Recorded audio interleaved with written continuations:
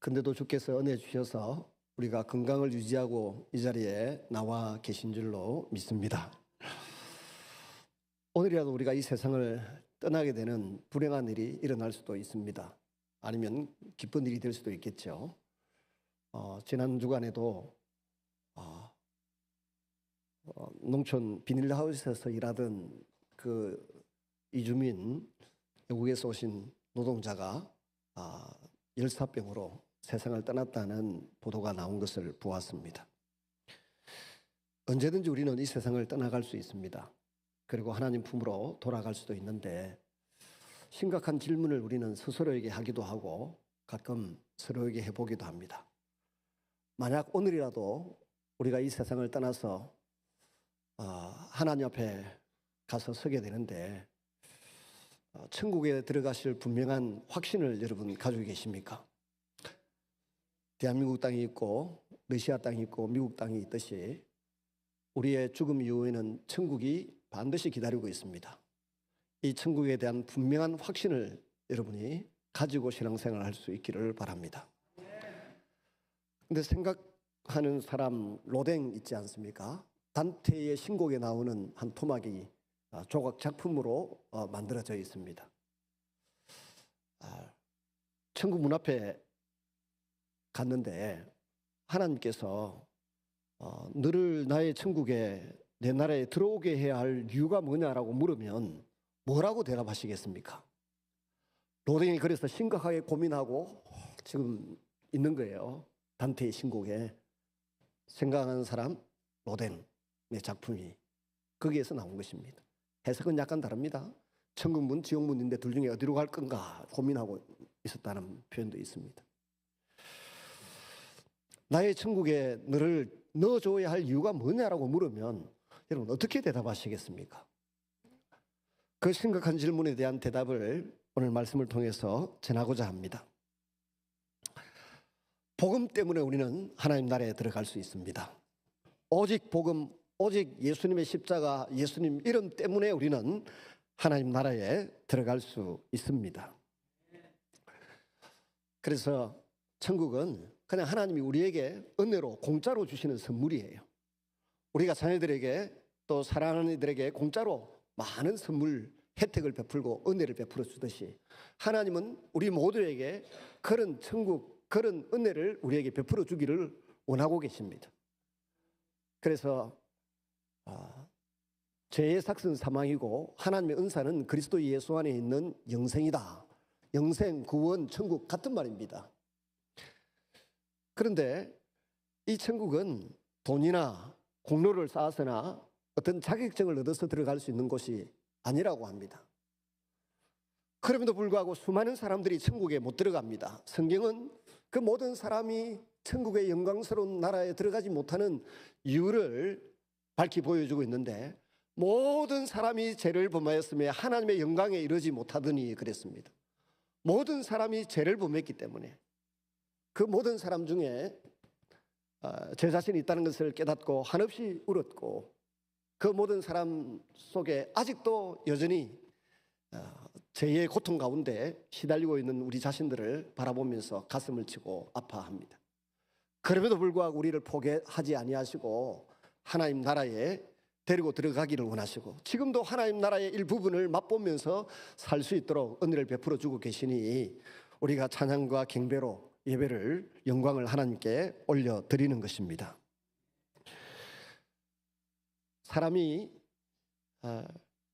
이 죄를 가지고 있는 인상은 하나님 나라에 들어갈 수 없습니다. 총기를 소유하고 무기를 소지하고 공항 검색들을 통과할 수 없듯이 죄를 가지고 있는 사람은 천국에 들어갈 수 없다고 말합니다.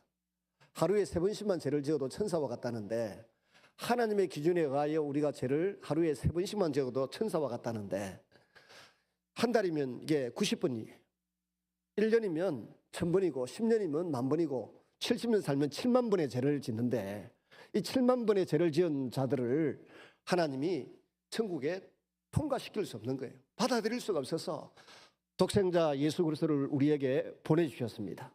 그리고 이 예수님이 우리를 위하여 해주신 일을 받아들이고 믿는 것, 그게 복음을 믿는 것이고, 이 복음을 믿는 사람은 누구든지 하나님 나라에 들어갈 수 있다. 이게 성경의 핵심 요약입니다. 그래서 요한일서 5장 13절에 말씀하시기를, 하나님의 아들의 이름을 믿는 너희에게 내가 이것을 쓴 것은 너희로 하여금 너희에게 영생이 있음을 알게 하려 함이니라. 너희에게 영원한 하나님 나라가 기다리고 있고 천국이 있음을 알려주기 위하여 이 성경을 기록했다고 말씀하고 있습니다. 이 성경의 핵심 내용이 바로 오직 예수 그리스도입니다. 구약 성경을 빨리 짜듯이 쫙 짜면 붉은 피가 흘러나온다고 합니다. 신약 성경을 짜내어도 붉은 피가 흘러나온다고 말합니다. 여기는 예수 그리스도의 붉은 피로 말미암아 우리의 죄가 덮여지고 용서받고 우리가 하나님의 자녀가 될 수 있도록 베풀어 주신 은혜가 가득 들어있다는 것입니다. 성경의 모든 핵심 내용이 그거라는 것입니다. 그래서 하나님이 세상을 이처럼 사랑하사 독생자를 주셨으니 누구든지 저를 믿기만 하면 영생을 얻게 하려 함이니라. 독생자 예수님이 흘리신 피값을 믿기만 하면 누구든지 하나님 나라에 들어간다고 말씀하셨습니다. 그 복음의 핵심 내용을 주님께서 한마디 말씀으로 선언하셨습니다. 내가 다 이루었다. 오늘 요한복음 19장 30절에 나오는 것처럼 내가 다 이루었다. 헬라어로 테텔레스타이라고 하는 말입니다. 그걸 번역하면서 그냥 값을 치렀다 이랬으면 될 건데 다 이루었다고 번역을 해놓았습니다. 하여튼 예수님이 우리를 위하여 값을 다 지불했고 우리를 위하여 다 이루어 놓으셨다는 것입니다. 예수님은 십자가에 못 박혀 죽어가시면서 다 이루었다. 십자가상에서 7마디 말씀을 하셨는데 그 중에 6번째 말씀이 다 이루었다이고 7번째 말씀이 아버지 내 영혼을 부탁하나이다. 우리 생의 순간순간 기억에 남는 것은 이거 하나밖에 없습니다. 난데없이 서울에 있는 형님들은 목사님이 합동측에 이름 있는 목사님이신데 우리 집에 와서 휴가를 2주 보내고 싶다 하더라고요. 그래서 오시라 했죠. 근데 안 와. 전화를 했습니다. 왜 안 오냐고. 2주 온다고 해서 뭐 와야지. 주일 낮에 일부 예배 설교하다가 쓰러졌대요. 그 2부, 3부, 4부 설교를 못하고 집에 있다. 빨리 CT 찍고 MRI 찍지 뭐하노 그랬더니 2주 뒤에 약속돼 있다. 쓸데없는 소리 하지 말고 내가 전화해 줄 테니까 빨리 신촌 세브란스에 가가지고 찍으라 그랬더니 바로 옆에 안양샘병원에 가서 찍었더니 아무것도 안 나온다는 거예요. 근데 운전해서 병원까지 갔는데 돌아올 때부터 이상하고 집에 와서는 그냥 스물스물 쓰러진다는 거예요. 우리 집에 있으면서 저랑 시간 보내고 기도 받겠다고 휴가를 2주를 우리 집에 오겠다고 하는데 저희 부부는 즐겁게 오라고 했습니다. 여러분, 우리 인생은 언제 어떻게 이 세상을 떠나 하나님 품에 안겨야 될지 모릅니다. 그런 순간이 다가오면 남는 건 딱 하나입니다. 영혼입니다. 우리의 영혼이 가장 소중한 우리의 본질이고 우리의 실체이고 우리의 이름이고 우리의 모든 것입니다. 주님이 다 이루었다 하시고서는 내 영혼을 아버지께 부탁하나이다 라고 기도하셨습니다. 우리의 마지막 기도도 내 영혼을 아버지께 부탁드리나이다, 내 자녀를 부탁드리나이다, 우리 교회를 부탁드리나이다. 이것 말고 남는 게 뭐가 있겠습니까? 예수님께서 다 이루셨다는데 도대체 무엇을 다 이루었다고 하시는 것입니까? 십자가상에서 최후의 운명하는 순간에 다 이루셨다, 값을 다 지불했다, 하나님과의 약속을 다 지켰다는 것입니다. 하나님과의 약속을 다 지키셨고 약속을 다 이루었다는 것입니다. 그 약속의 핵심이 구약의 역사의 관점에서 볼 때 마태복음 26장 28절에 주님이 이렇게 말씀하셨습니다. 성찬식에 포도주를 나눠주시면서 이것은 제 사함을 얻게 하려고 많은 사람을 위하여 흘리는 바 나의 피 곧 언약의 피니라. 누가복음 22장 20절에 이 잔은 내 피로 세우는 새 언약이니 곧 너희를 위하여 붓는 것이라. 하나님께서 독생자를 이 땅에 보내셨고 독생자이신 예수님이 십자가에서 피를 흘리시는데 그 피, 그것을 우리가 잊지 않고 기억해야 되는데 딱 하나라는 것입니다. 내가 너희 모든 사람의 죄값을 다 치루었으니 마음껏 하나님의 주시는 것을 받아 누리고 먹고 살아라는 것입니다. 우리가 식당에 가끔 장로님들이 초대하시기도 하고 가셔서 카드 쫙 끌고 놓으시고는 마음껏 드세요 그러십니다. 우리가 그분들의 섬김과 봉사를 신뢰하면서 가서 뷔페도 먹고 소박한 식당에서 음식을 마음껏 먹습니다. 마찬가지로 예수님이 십자가에서 피 흘리시고 죽으시면서 내가 다 이루어 놓았으니까 하나님의 자녀로서 하나님의 자녀답게 살아라라고 선언하고 계신 줄로 믿습니다. 이 하나님의 자녀답게 살아가는 삶을 위하여 우리는 순결한 믿음을 갖기 위해서 노력하고 하나님의 마음과 뜻을 알기 위해서 애쓰고 노력하고 성경을 듣고 배우고 기도하고 좋은 믿음의 사람들과 교제하면서 보다 순결한 믿음을 갖기 위하여 애쓰고 노력하고 있는 것입니다. 금도 18K가 있고 뭐 24K도 있다 그러대요. 18K는 불순물이 좀 더 있어가지고 단단하고 23K는 무슨 불순물이 없이 순금 농도가 아주 짙어서 좀 무르다 그러더라고. 근데 값은 24K가 높다 그러더라고. 근데 이 불순물 있는 금덩어리를 용광로에 넣고 해가지고 자꾸 불순물을 태우고 없애고 순금 24K를 만들어내지 않습니까? 하나님께서 우리에게 시련을 주시고 고난을 주시고 질병을 주시고 혹은 어려운 관계나 고통 가운데 우리를 허용해 두시고 놔두시는 이유가 뭡니까? 우리의 믿음이 순금 24K처럼 그야말로 순수한 믿음, 편견 없고 불순물이 섞이지 않는 믿음을 갖도록 하기 위하여 그런 가정 용광로 속에 집어넣는 것입니다. 허용해 두시는 것이죠. 그래서 때로 아프고, 그래서 때로 갈등이 일어나고, 때로 결핍이 생기고, 기도해서 믿음의 순결함을 자꾸 키워가시는 방식이 그런 것입니다. 우리가 성경을 읽는 이유도, 배우고 설교를 듣는 이유도 내 믿음이 순결하게 하나님 앞에 인정받고 칭찬받는 믿음이 되어 가도록 하기 위하여 우리 자신을 노출하는 것입니다. 예수님께서 하나님과의 약속을 다 지키셨습니다.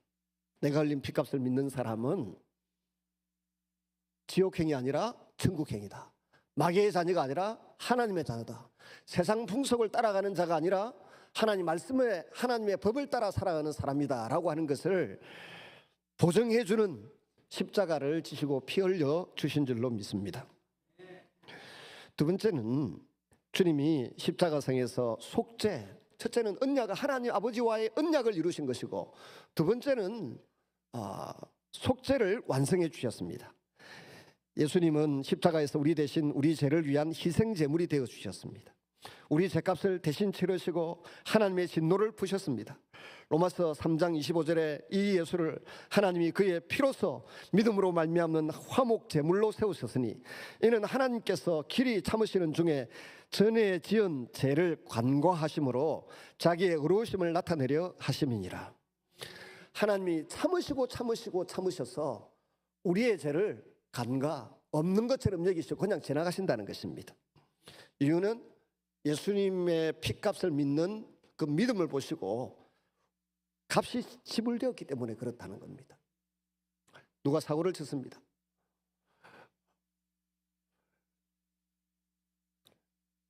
가해자가 있고 피해자가 있는데 가해자의 부모가 대신 많은 돈을 들고 가서 그 피해자 가정에다가 지불을 하고 그 아들을 용서받도록 하는 장면을 본 적이 있습니다. 그 당시에 3천 몇백만 원을 갖다 줬어요. 벌써 35년 전인데 3,500만 원인가를 주고 그 피해자에게 손해배상을 하고 나니까 그 모든 죄에 대해서 용서를 해주더라. 그리고 악수하고 헤어졌습니다. 우리가 지은 모든 허물과 죄 때문에 하나님께서는 자신의 몸이신 예수님을 이 땅에 보내셔서 그 이상의 값어치를 다 지불해 주신 것입니다. 그걸 믿으면 우리는 하나님의 자녀가 되고 구원받은 하나님의 자녀로서의 성령의 은사를 받게 되고 능력을 받게 되고 그렇게 살아갈 수 있게 되는 줄로 믿습니다. 이스라엘 사람들은 동물의 피로 제사를 드렸고 제사함을 받았습니다. 하나님이 동물의 피로 그들의 죄를 덮어주셨기 때문입니다. 오늘날 우리 성도들은 예수님의 피로 제사함을 받았습니다. 히브리서 9장 12절에 예수 그리스도가 단번에 자기 피로 영원한 속죄의 제사를 지냈기 때문입니다. 구약의 동물로 드린 제사의 피는 7월 10일 대속죄일에 한 번 드리고 매년 반복해서 다시 속죄의 제물로 드려야만 했습니다. 예수님은 한 번 드리심으로 영원히 우리의 죄를 덮으시고 허물을 용서해 주셨다고 선언하고 있는 것입니다. 우리가 받아야 될 형벌을 주님이 십자가에서 대신 받으셨습니다.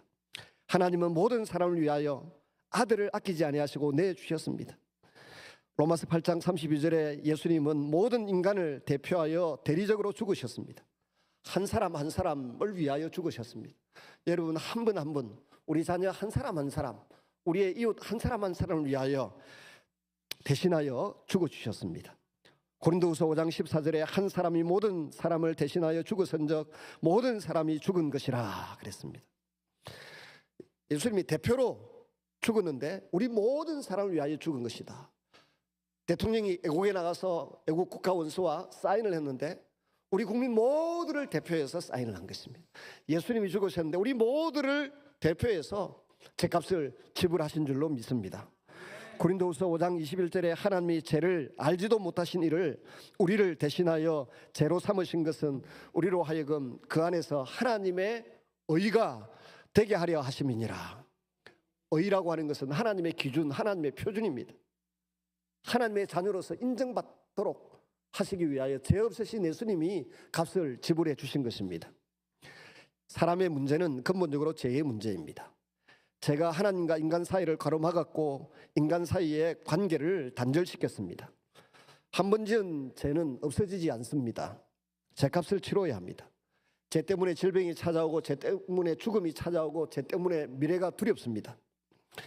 죄의식으로 괴로워하고 죄책감에 시달립니다. 어찌할 수가 없습니다. 인간의 모든 죄는 하나님의 법정에서 심판을 받습니다. 인간의 법뿐만 아니라 하나님의 법을 어긴 것이 되기 때문에 그렇습니다.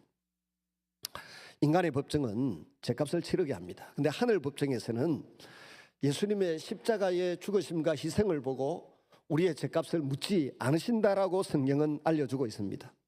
왜 그렇습니까? 예수 그리스도가 십자가에서 죄를 대신 지시고 죄값을 치르시고 우리 대신 처벌을 받아주셨기 때문에 그렇습니다. 죄는 여전히 죄입니다. 한번 엎질러진 물을 어떻게 담을 수 있겠습니까?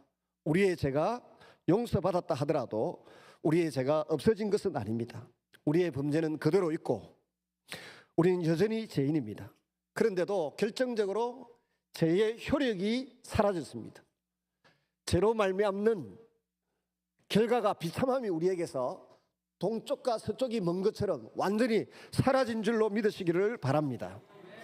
여러분이 저를 목사인 것으로 믿는 것처럼 예수님이 그 죄값을 완전히 지불하셨다는 것을 믿고 주 안에서 이 여름에 행복하시기를 바랍니다. 그런데 가끔 우리의 죄가 떠오르고 생각이 납니다. 여전히 죄의식이 있고 죄책감 대신 죄책감이 떠오릅니다.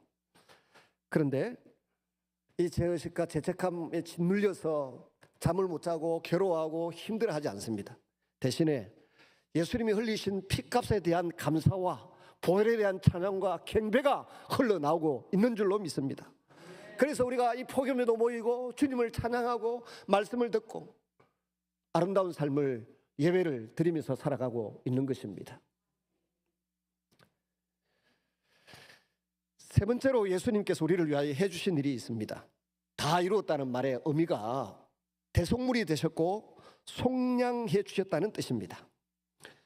마가복음 10장 45절에 인자가 온 것은 섬김을 받으려 함이 아니라 섬기려고 하고 또 많은 사람을 위하여 자기 목숨을 대속물로 내어주려 함이니라. 예수님의 인생 사명 선언문입니다. 여러분, 우리 인생의 사명 선언문이 뭡니까? 우리 남자들은 사명 선언문이 내 처자식 하나는 굶기지 않고 행복하게 살도록 하겠다. 남성들 목적 그 각오 하나로 결혼했고 지금까지 잘 살고 있지 않습니까? 아내들의 자존심은 뭡니까? 내 남편이 어디 가서 무시당하거나 조롱당하지 않도록 말끔하게 입히고 손질해서 내보내겠다. 그래가지고 바지 제대로 올리라, 단추 제대로 잠가라, 그거 아닙니까? 근데 이거 말고 우리에게 뭔 특별한 소원이 있고 자랑이 있고 꿈이 있습니까? 근데 예수님의 소원, 예수님의 꿈은 내가 많은 사람을 살리겠다, 내 목숨을 내어주겠다, 이 백성들을 살려놓고 말겠다, 이거 하나 유일한 꿈입니다. 건강한 기업인들의 꿈과 소원이 뭡니까? 우리 회사에 들어온 사람들은 굶기지 않겠다, 회사가 망하지 않도록 하기 위하여 때로는 눈물 흘리고 때로는 땀 흘리고 술잔을 따라줘가면서 회사를 지키고 보존하고 발전시키려고 애쓰고 노력가지고 있지 않습니까? 그게 좀 보태면 주변에 있는 사람들에게 뒤지고 싶지 않다는 경쟁심은 있습니다. 여러분, 우리 인생의 목적이 예수님처럼 될 수 있기를 바랍니다. 내가 이 땅에 사는 것은 섬김을 받으려 함이 아니라 도리어 섬기려고 하고 자기 목숨을 많은 사람의 대속물로 내어주려 함이니라. 디모데전서 2장 6절에 그가 모든 사람을 위하여 자기를 대속물로 주셨으니 기약이 이르러 주신 증거이니라. 이게 십자가입니다. 로마서 3장 24절에 그리스도 예수 안에 있는 속량으로 말미암아 하나님의 은혜로 값없이 어렵다 하심을 얻은 자 되었느니라. 대속물을 속전이라 말도 되는데 이 말의 의미는 쉽게 설명하면 이렇습니다. 고대의 전쟁터에서 한 왕이나 장군이 승리를 하고 많은 포로들을 끌고 개선 행진을 하고 있습니다. 그런데 줄들이 굴비 엮이듯이 엮여서 끌려가고 있는 그 포로들 중에 보니까 정말 믿음직하고 아름다워 보이는 소년 하나가 있습니다. 그러면 믿음직하고 아름다운 그 소년을 위하여 내가 돈 줄 테니까 저 아는 내한테 파세요. 그래서 귀족이 돈을 건네주고 그 쇠사슬에서 그 노끈에서 그 아이를 풀어가지고 품에 안고 니 내 아들 하자마, 우리 집에 그냥 살자, 이렇게 빼가는 겁니다. 이 쇠사슬에서 해방되도록, 노예의 줄에서 해방되도록 풀어주는 것이 대속물이고 속전입니다. 예수님이 우리가 마귀에게 묶여가지고 눈에 보이지 않는 사슬에 묶여가지고 끌려가고 있는데, 지옥으로 가고 있는데, 종노릇하고 있는데 예수님이 오셔서 십자가에 죽어주시고 저 사람은 내가 값을 지불했으니까 용서해라, 용서해라. 그래서 예수 이름으로 마귀가 떠나가는 줄로 믿습니다. 불행이 떠나가고 우리가 하나님의 자녀로서의 당당한 권세와 능력을 가지고 살아갈 수 있는 그 근거를 마련해 주신 것입니다. 이것이 주님 자신이 자신의 생명으로 대속물이 되어 주셨다는 그런 뜻입니다. 우리가 다들 눈에 보이지 않는 밧줄에 묶여서 살아갑니다. 누군가의 종이 되어 노예처럼 삽니다. 욕망을 채우다가 그 욕망의 끝에 중독이 되어서 벗어나지 못합니다. 어딘가에 갇혀 있습니다. 빠져나가고 싶어도 빠져나가지 못합니다. 항상 그 자리입니다. 사람은 이처럼 세상에서 포로가 되어서 창살 없는 감옥 안에 갇혀지는 것은 인생을 삽니다. 그러나 예수님은 십자가에서 자기 목숨으로 우리의 몸값을 지불하시고 우리를 그 감옥에서 건져내어 주셨습니다. 우리는 세상에서 노예와 종처럼 삽니다. 그러나 예수님은 우리의 몸값을 지불하시고 우리를 노예와 종살이에서 풀어주신 줄로 믿습니다. 예수 그리스도의 십자가로 말미암아 우리는 억압에서 해방되었고 자유를 얻게 되었습니다. 그래서 나 자유 얻었네, 나 자유 얻네 찬양하지 않습니까? 우리 자유 얻었네. 그 다음 화해입니다. 예수님은 다 이루셨다고 했는데 화해시켜 주셨다는 것입니다. 예수님의 십자가에서 우리 대신 하나님의 원수가 되어 주셨습니다. 이로 말미암아 하나님은 세상과 일방적으로 화해하셨습니다. 고린도후서 5장 19절에 곧 하나님께서 그리스도 안에 계시사 세상을 자기와 화목하게 하시며 그들의 죄를 그들에게 돌리지 아니하시고 화목하게 하는 말씀을 우리에게 부탁하셨느니라. 하나님이 예수 안에서 계시고 세상을 자기와 화목하게 하셨다. 그래서 세상의 모든 우리의 허물과 죄악을 우리에게 돌리지 아니하시고 화목하게 하시는 말씀을 부탁하셨다 그랬습니다. 골로새서 1장 20절에 그의 피로, 그의 십자가의 피로 우리가 그의 십자가의 피로 화평을 이루셔서 만물 곧 땅에 있는 것들이나 하늘에 있는 것들이 그로 말미암아 자기와 화목하게 되기를 기뻐하십니다. 하나님과 우리가 원수였다가 죄 때문에 원수였다가 이제는 아들이 되고 딸이 되는 놀라운 화목, 화해를 이루어 주셨습니다. 예수님께서 피스메이커가 되셨습니다.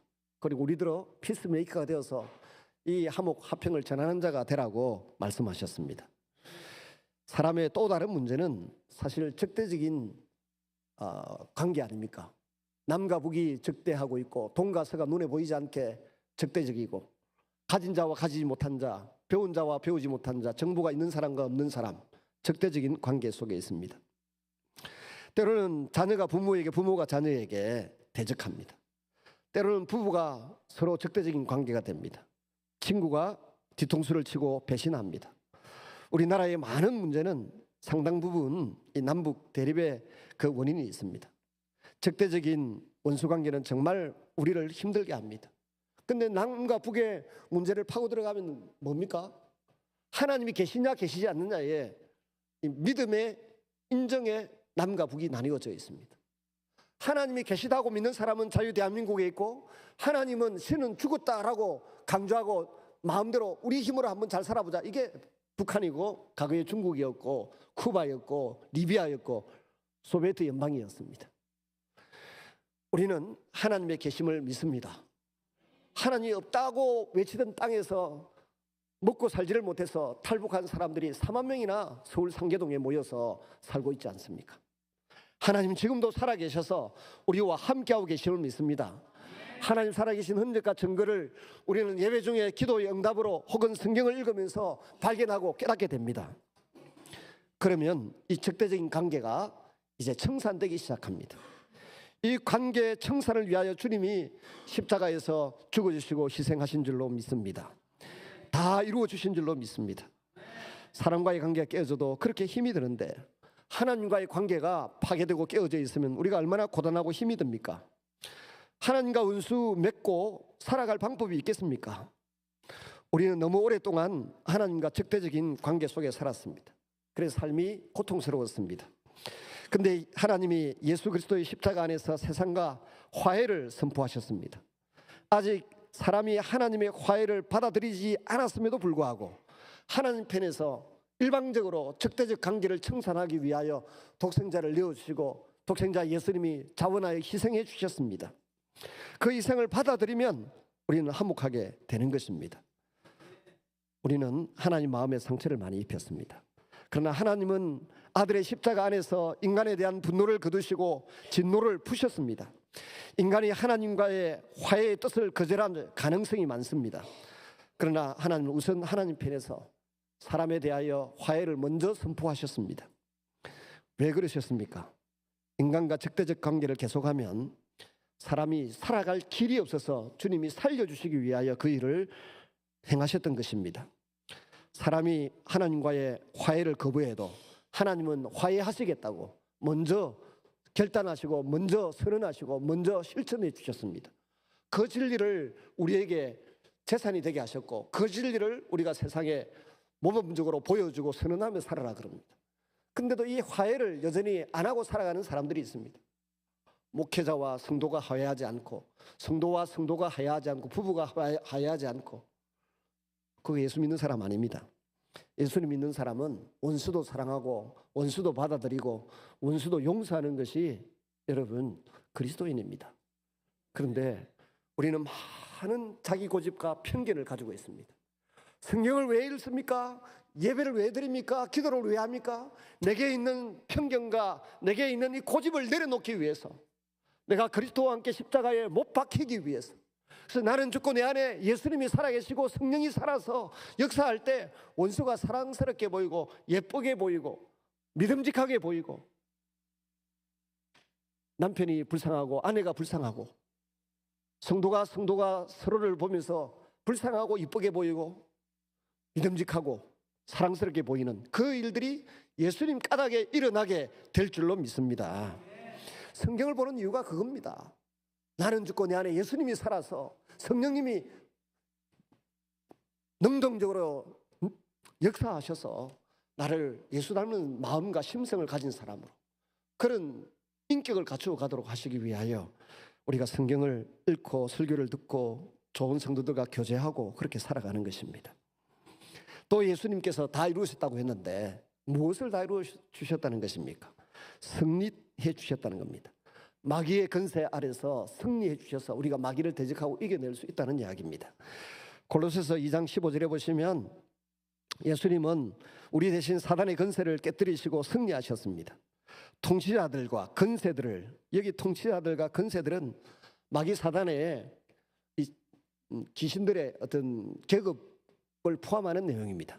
이 통치자들과 권세들을 무력화하여 드러내어 구경거리로 삼으시고 십자가로 그들을 이기셨도다. 요한일서 3장 8절에는 하나님의 아들이 나타나신 것은 마귀의 일을 멸하려 하심이니라. 인간의 문제는 꼭 이겨야 할 싸움에서 자꾸 진다는 것입니다. 유혹에 지고 위협에 지고 꼭 해내야 할 과제를 해내지 못합니다. 사람에게 지고 자기 자신에게도 집니다. 이 모든 패배 뒤에는 마귀에 대한 패배가 있습니다. 우리가 학교 다닐 때 심리학에 대해서 배웠습니다.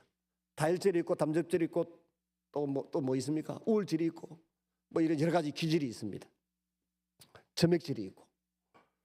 딱 사람 보고 말이 많고 성질을 팍팍 내면 저 다혈질 저거 어쩌겠노 막 봐주자 지나가잖아요.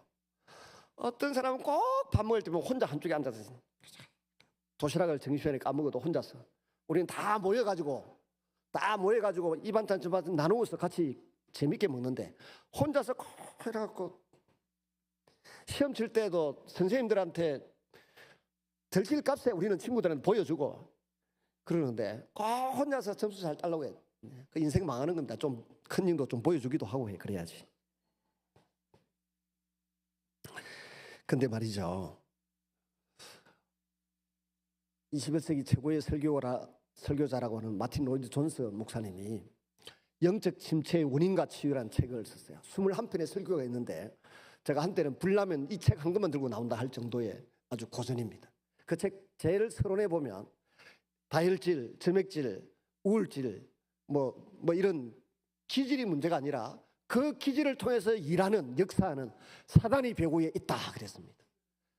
저 인간의 다혈질 때문에 저러는 것이다, 우울질 때문에 저러는 것이다 우리가 판단할 때 그 영적인 지도자, 한때 세계 최고의 설교가였던 마틴 로이드 존스 목사는 말하기를 그 모든 배후에는 마귀가 일하고 있다.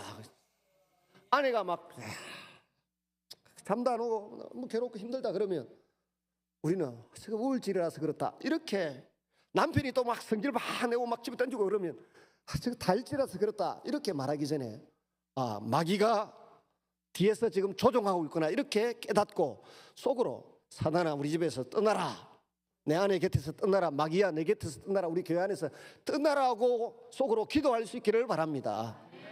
그때 또 미련스럽게 지혜롭지 못하게 눈 딱 뜨고 보고 마귀 떠나라 큰일 납니다.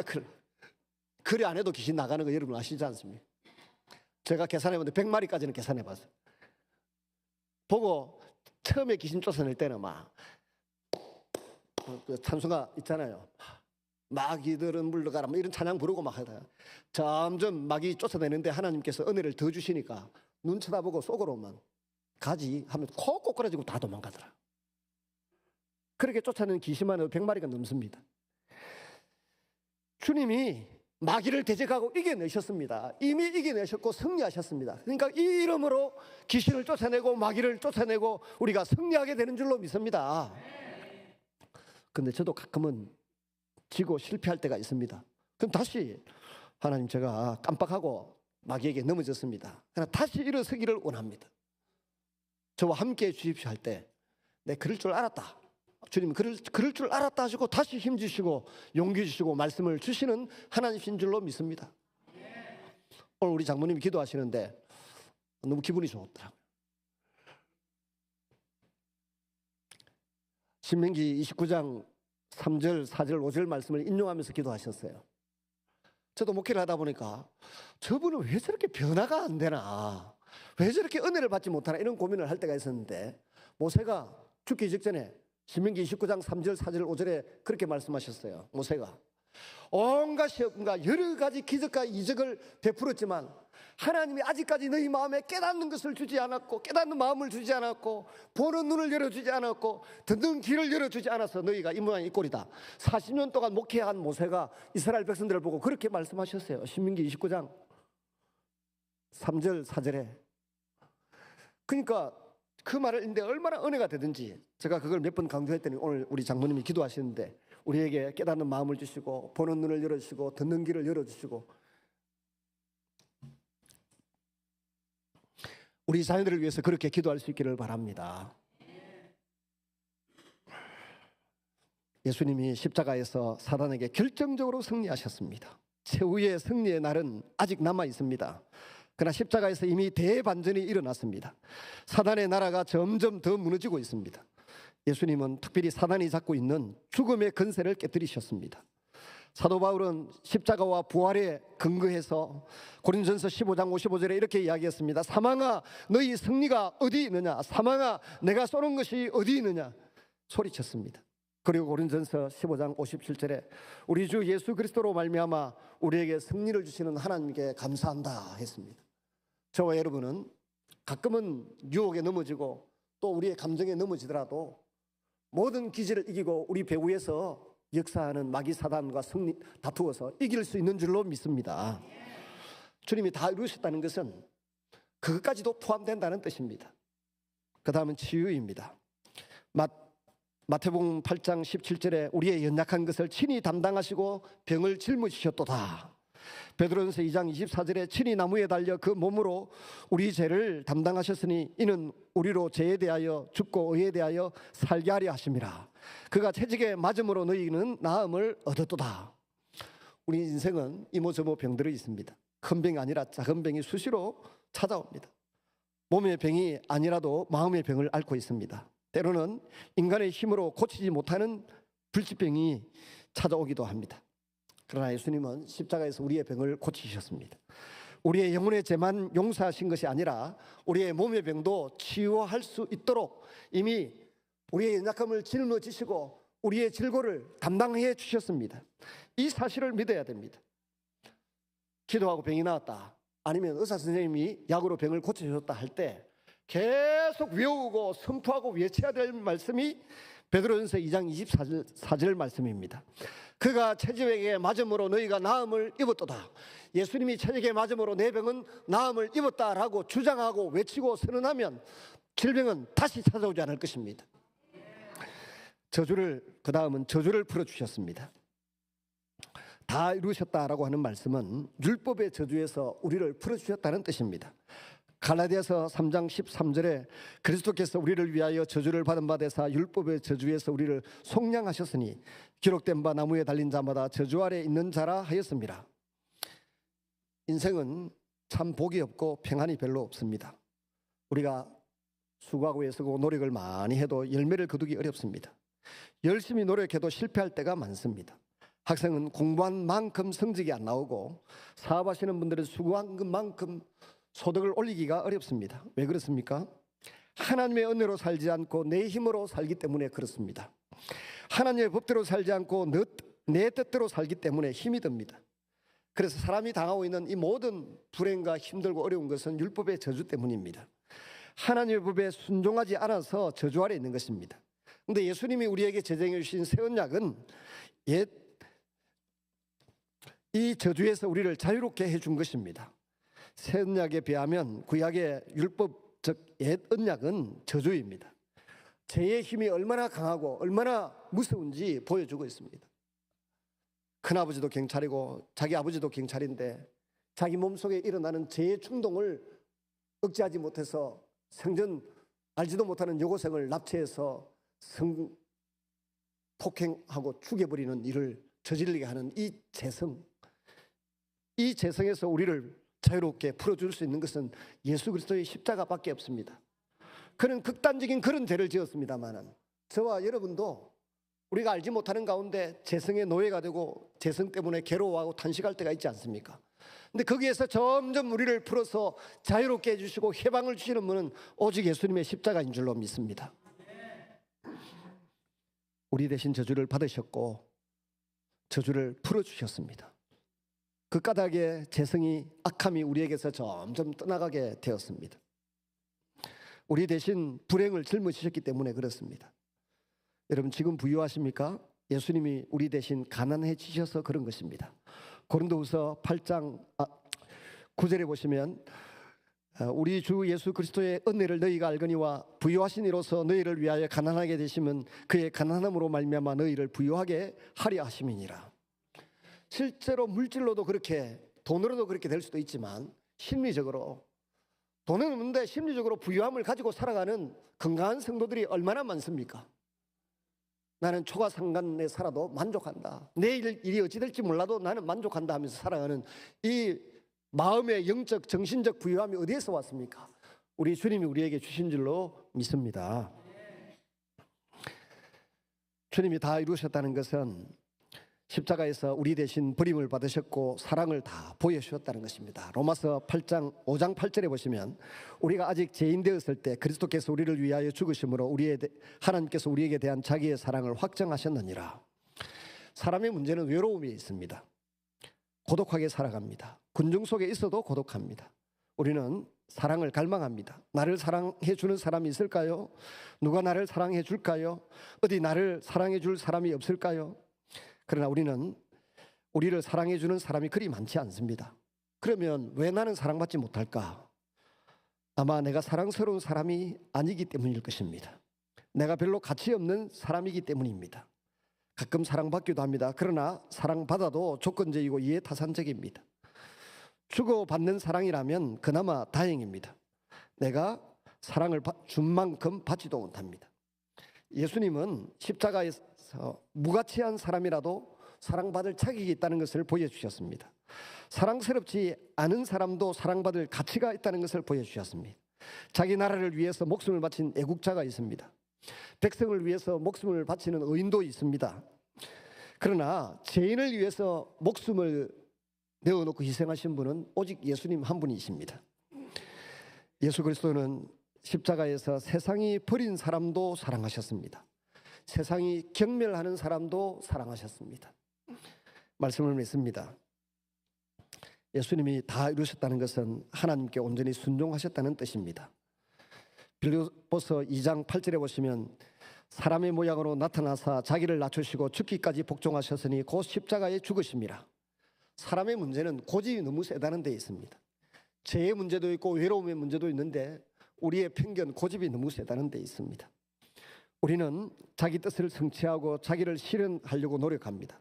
그러다 보니 자기 뜻을 이루기 위해서 다른 사람의 의견을 쉽게 묵살합니다. 자기 생각을 간절시키기 위해서 다른 이의 생각을 무시합니다. 사람의 뜻을 무시할 뿐만 아니라 하나님의 뜻도 거부합니다. 하나님의 계명을 어기고 하나님의 명령을 어깁니다. 그러나 예수님은 십자가상에서 참된 인간됨은 하나님의 말씀에 순종하는 데 있음을 보여주셨습니다. 예수님은 겟세마네 동산에서 나의 원대로 마시옵고 아버지의 원대로 하옵소서. 자기 생각을 내려놓았습니다. 이게 쉽지 않습니다. 언젠가 사람들이 모였는데 인천 상륙작전을 성공하기 위해서 뭐 이런 일이 있었다 뭐 이런 하니까 한 분 있다가 뭐 장사 전투가 있었다며. 장사 맞나요?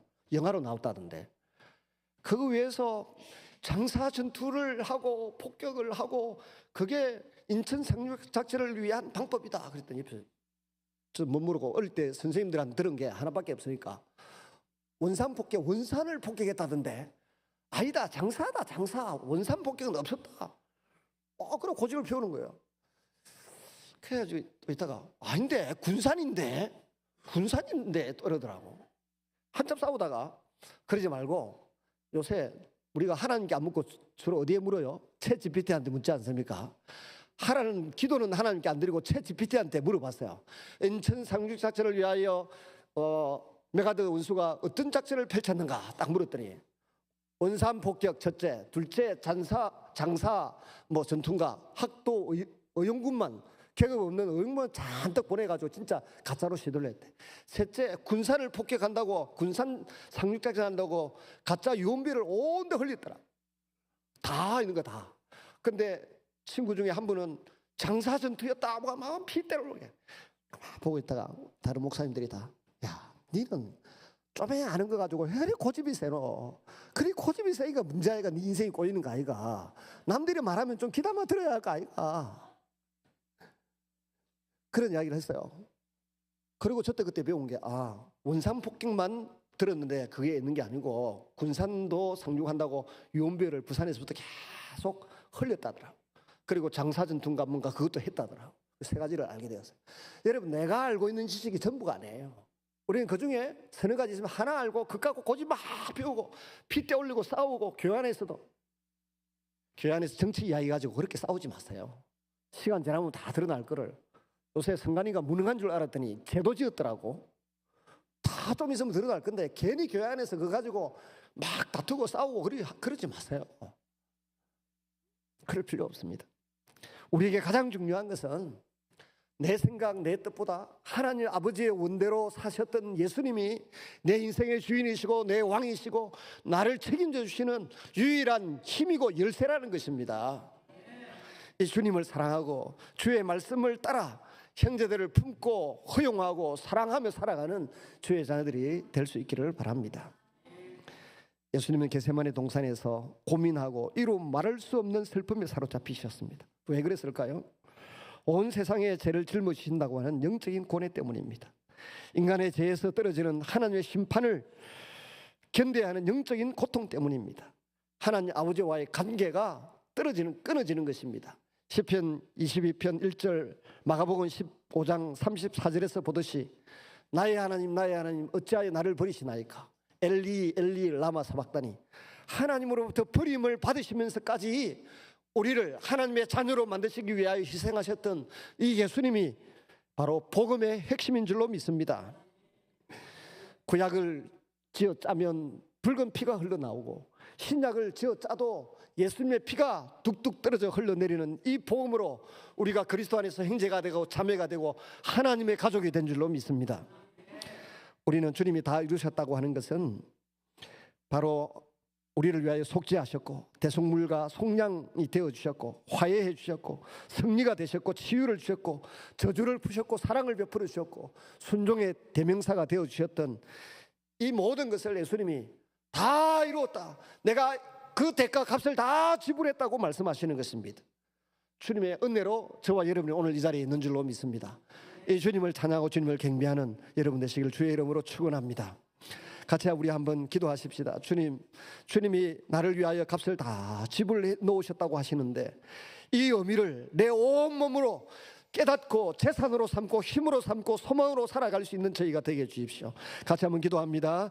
사랑과 자비가 풍성하신 아버지 하나님, 오늘 이 아침 이 자리에 나온 주의 자들이 주님이 십자가에서 다 이루시고 값을 다 지불하신 것에 대한 믿음을 가지고 살아갈 수 있게 하여 주시옵소서. 은혜를 부어 주시옵소서. 능력을 부어 주옵소서. 깨닫게 하여 주옵소서. 보는 눈, 듣는 귀를 열어 주십시오.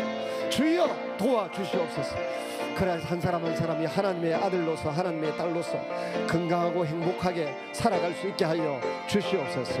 예수님 이름으로 기도드리옵나이다. 아멘.